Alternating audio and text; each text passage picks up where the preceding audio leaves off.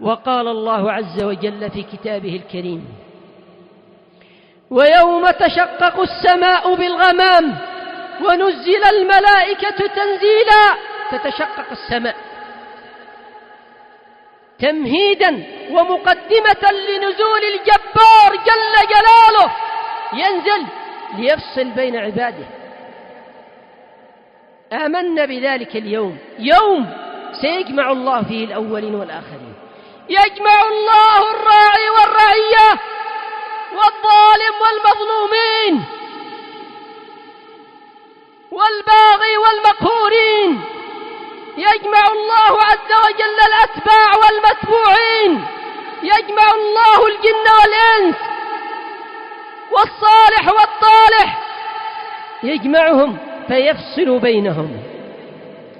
الإنسان قد يغالط في هذه الدنيا وينجو بمغالطته، وقد يخادع ويذهب يمنة ويسرة، ولكن يوم القيامة لا مناص لا مفر، كلا لا وزر، إلى ربك يومئذ المستقر. يقول الإنسان يومئذ أين المفر؟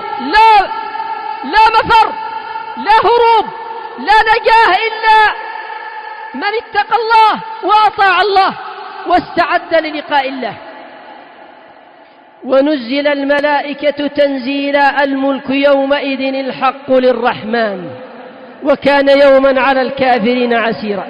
أين يذهب الكافرون؟ ذرهم يأكلوا ويتمتعوا، ذرهم يظلموا، ذرهم يملأوا الأرض فسادا وبغيا وقتلا، فذرهم يخوضوا ويلعبوا حتى يلاقوا يومهم الذي يوعدون. ذرهم يرحلوا من هذه الدنيا بزاد أهل النار، فالنار تنتظرهم. اليهود والنصارى والشيوعيون والظلمة والبغاة والعتاة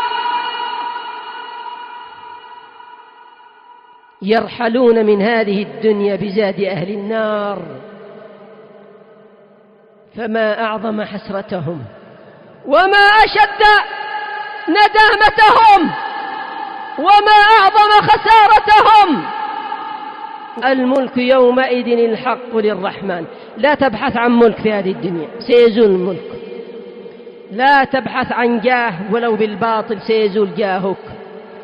لا تبحث إلا عما يدوم لك في الآخرة. هذا ربك يخاطبك في كتابه الكريم، وهذا نبيك عليه الصلاة والسلام يدعوك بسنته. الملك يومئذ الحق للرحمن، وكان يوما على الكافرين عسيرا. ويوم يعض الظالم على يديه يقول يا ليتني اتخذت مع الرسول سبيلا. الله أكبر. يا ليتني، أمنية لكن في غير وقتها، أمنية عادت ألما وحسرة وعذابا في ذلك اليوم.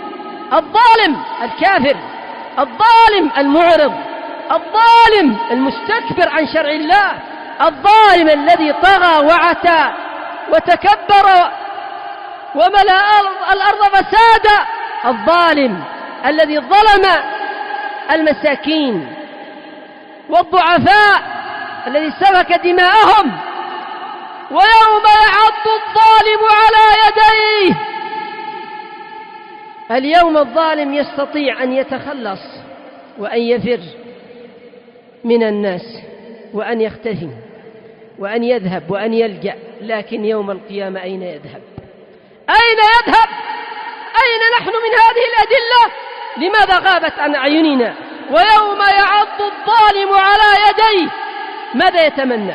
يقول يا ليتني اتخذت مع الرسول سبيلا، يا ليتني اتخذت مع الرسول طريقا آمنت به وصدقته واتبعته وتمسكت بهديه وسنته. لا تتخذ غير رسول الله صلى الله عليه وعلى آله وسلم قائدا ولا معلما ولا أسوة ستندم: يا ليتني لم أتخذ فلانا خليلا. اتخذ الشيطان شياطين الجن والإنس خليلا. لماذا؟ لقد أضلني عن الذكر بعد إذ جاءني وكان الشيطان للإنسان خذولا. الشيطان يخذلك ويوقعك في المهالك والورطات والظلم والبغي والمعاصي والفواحش والمنكرات، ويزين لك ذلك، ثم يوم القيامة يتخلى عنك ويتركك ويتبرأ منك.